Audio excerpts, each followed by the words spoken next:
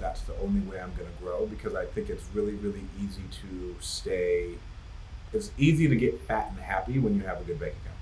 For me, at least, like I start to feel myself easing off, and the one thing I'm trying to figure out how to do is keep my foot like on the pedal, like beginning on the pedal all the time, because that's what really I truly think creates greatness in business and greatness as a businessman, woman, business person, whatever it is. Because it's really, really easy to, when you get like 100K in your account, like, okay, yeah, we're good and you can breathe.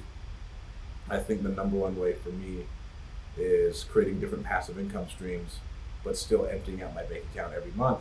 So that way I can always attack like I'm broke, because I am.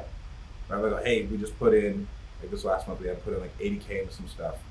And I was, for me, like that was a big expense. Like, oh shit, all right, we got to put 80K into shit this month. And it automatically forced me to go out and figure out and drive more revenue and everything else that we're doing. So that way, like last month was a really, really big month compared to other months, but it's because I put myself in a situation where I had to make it happen.